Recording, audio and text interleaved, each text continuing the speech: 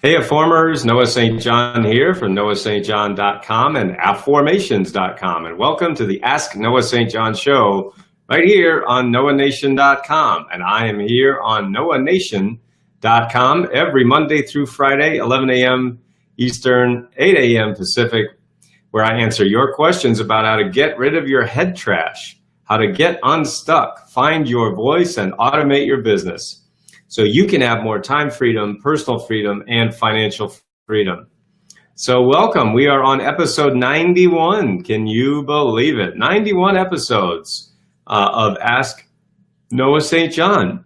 And we've covered a lot of ground here, and we've gone over a lot of great information to help you get unstuck, find your voice, automate your business, grow your business, start your business, have better habits, just be happier, more fulfilled, have a greater impact, influence, and income here on planet Earth. So I'm very excited to welcome you here today. Again, I am Noah St. John from NoahSt.John.com and Afformations.com. And today we're going to continue my look at one of my favorite books. It's called How to Stop Worrying and Start Living by Dale Carnegie. And today is one of my favorite chapters. It's called Fool Things I Have Done. Fool Things I Have Done. Okay, so Dale Carnegie writes, I have a folder in my private filing cabinet marked FTD, short for Fool Things I Have Done. I put in that folder written records of the fool things I've been guilty of. I sometimes dictate these memos to my secretary, but sometimes they're so personal, so stupid, that I'm ashamed to dictate them, so I write them out in longhand.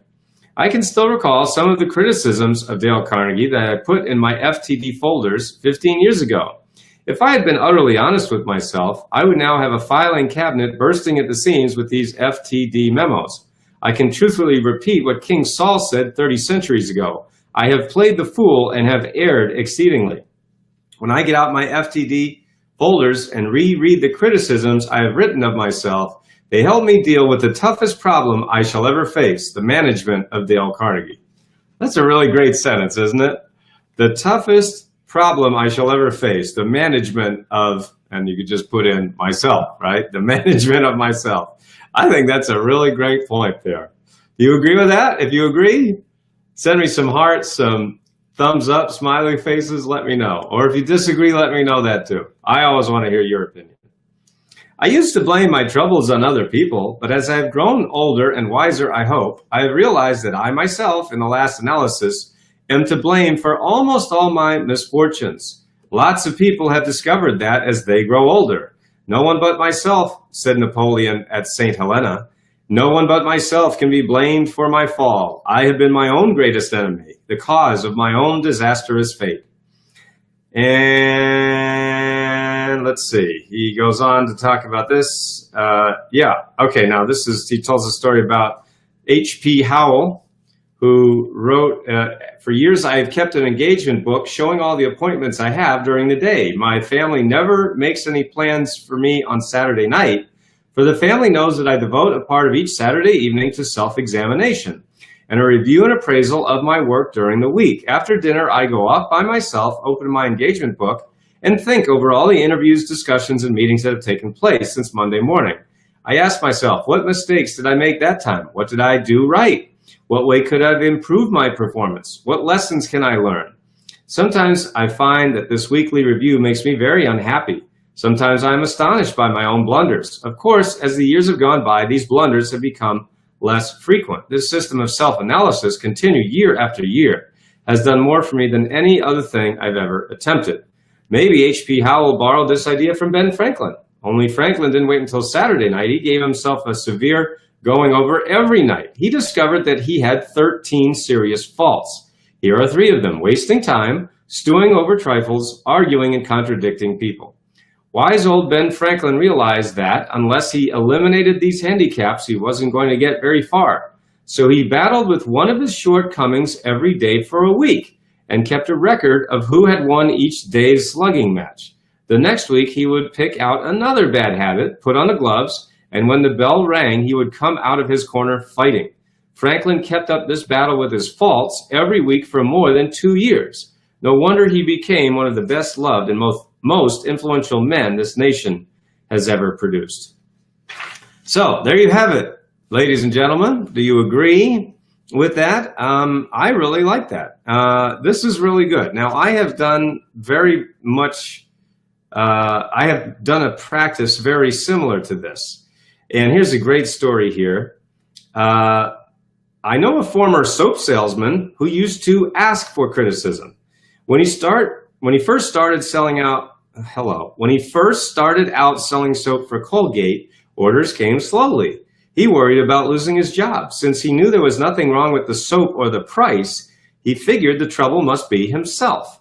When he failed to make a sale, he would often walk around the block trying to figure out what was wrong. Sometimes he'd go back to the merchant and say, I haven't come back here to try to sell you any soap. I've come back to get your advice and your criticism. Would you please tell me what I did that was wrong when I tried to sell you soap a few minutes ago? You are far more experienced and successful than I am. Please give me your criticism. Be frank, don't pull your punches. This attitude won him a lot of friends and priceless advice. What do you suppose happened to him? He rose to be president of the Colgate-Palmolive Soap Company, one of the world's largest makers of soap. His name is E.H. Little. It takes a big person to do what H.P. Howell, Ben Franklin, and E.H. Little did. Now, while nobody is looking, why not peep into the mirror and ask yourself whether you belong in that kind of company? Well, this is a really great chapter, folks, and one of the reasons I really like it. Hey, Jamal, how you doing? One of the reasons I really like this is because, of course, and I've been very candid about this with you guys, my viewers, about how all the fool things that I've done, mistakes that I've made, and how much it's cost me in terms of time, energy, and money, and influence, really. So the biggest mistake that I see that I've made over the last few years is trusting the wrong people and not trusting myself enough. So in other words, I have given a lot of money to a lot of scam artists, a lot of idiots, a lot of people who are liars, and people who just told me things that weren't true. And because I'm very naive, I'm very gullible, I just believe them. Because when I say something, it's true. When I say something, it's backed by fact. And so I naively assumed that other people were like that. It's come to find out almost nobody is like that, at least not these marketers and slick salespeople who took my money. But they didn't take my money. I gave it to them. I handed them my money. Nobody held a gun to my head and said, give me your money, right? I stupidly gave them money without doing my due diligence, without doing my homework, without doing my research. And I'm a nerd, and I didn't do that because one of my big faults is trying to make other people like me, right? One of my biggest faults is wanting to make other people like me, wanting to make others happy, not wanting others to not like me, right? And so I have acted like a doormat for so long, for so many years. And so that is the number one thing that has caused me to lose a lot of money and to lose a lot of time and to get into relationships with the wrong people. So, I enjoy talking about this with you because, first of all, it helps me to realize that I have gotten a lot better. Just this year, when people come to me, people are always coming to me with, different business opportunities or whatever. And or say, hey, hire me and I'll do this for you and I'll do that for you. What I've come to learn now finally is that I just don't believe anybody on face value. It's just that simple. I say anybody can say anything. And most people, most marketers especially, are liars. And so what I do is I say, hey, that sounds great. Why don't you send me 5 people that you've done this for? Send me people that you have helped. And if they, can't do that, if they can't produce any clients or results, then I certainly know that this person is full of shit. So, for example, that's one of the reasons that we have on our page, right out there for the world to see. We have dozens of stories of clients and success stories right there at noahstjohn.com/praise. And so the point is, it's right out there for the whole world to see of my clients and students who have made millions and millions and millions and millions of dollars based on my recommendations, based on my methods, my technologies, the information that I gave to them. And so the point is, yes, I've made millions of dollars. My clients have made over $100 million. So if that's something that you want to take advantage of, then of course you hire me. You either hire me through one of my programs, like Power Habits Academy, 6-Figure Business Machine, Affirmation System, Affirmation Solution, or something like that. Or you hire me as a coach, as a mentor. Now, if you'd like to talk to me as a coach or a mentor, all you have to do is go to noahstjohn.com/talk, noahstjohn.com/talk. And we will do a power hour. I'll do a power hour with you. And right now, at the time of this recording, you can save $300 on that for a limited time. We do have that $300 off special. I don't know how long that will last, but for a limited time, you can get and take advantage of that and talk to me for an hour, and I will help you with your problem, whatever it might be, whether it's in business, finances, money, relationships, health, whatever it is. Okay, so basically that's really it. And so I would encourage you to follow the advice of Dale Carnegie like I've done. So I do this. I definitely list all the fool things that I've done. And I have learned from it. As I just said, I have done a lot of stupid things. I've wasted a lot of money, and I've trusted a lot of the wrong people.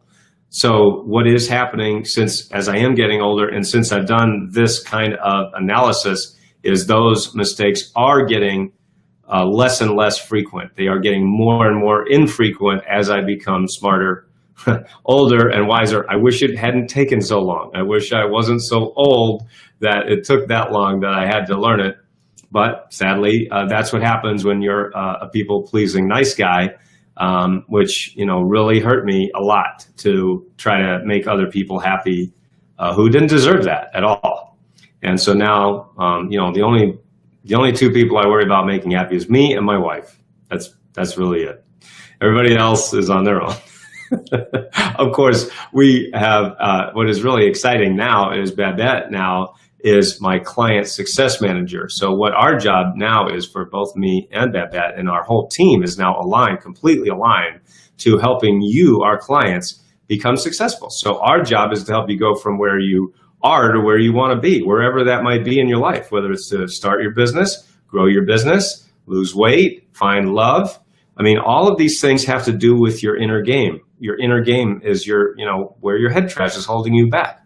And so your head trash is holding you back in a number of areas, or maybe just one area. It could, it doesn't have to be a whole bunch of things. It could just be one or two things. But yet, how much is that costing you every month and year of your life, right? So that's what we help you with. So the point is, this part 6 of how to stop worrying and start living is part 6 is how to stop worrying about criticism. Rule number 1. Unjust criticism is often a disguised compliment. It often means you have aroused jealousy and envy. Remember that no one ever kicks a dead dog. So you can watch episode 89 where I went over that rule. Rule number 2, do the very best you can, and then put up your old umbrella and keep the rain of criticism from running down the back of your neck. That was in our last episode. And then finally today, I talked about let's keep a record of the fool things we have done and criticize ourselves. Since we can't hope to be perfect, let's do what E.H. Little did. Ask for unbiased, helpful, constructive criticism. I think that really makes sense. And of course, that's a great thing that you want to talk to your mentor about, your coach. That's one of the things that we do is we give you that unbiased, but constructive criticism, not about tearing you down, but about building you up, right? And in order to do that, sometimes we have to look at what's not going right in our lives and accept that and move on. So our affirmation of the day is, why do I accept who I am today? Why do I accept who I am today? Great affirmation. All right, write that down and start affirming it. All right, well, so for everyone here at successclinic.com, make sure you go to noahstjohn.com. If you haven't done so already, make sure you get my new book. It's called Get Rid of Your Head Trash. You can get that book absolutely free. And you can also get my new my book of affirmations free at affirmationsbook.com. That's my book from Hay House right there, 4th edition of the Book of Affirmations. And I'll teach you how to discover the miracle of positive self-talk through my affirmations method that has helped people make millions of dollars and also lose hundreds of pounds and overcome addiction and many other great things. So that's all at affirmationsbook.com. All right, well, for everyone here at successclinic.com, I'm Noah St. John signing off for now. And until then, I look forward to seeing you, and I look forward to being a part of your success story. All right, we'll see you next time, everyone. Bye-bye for now.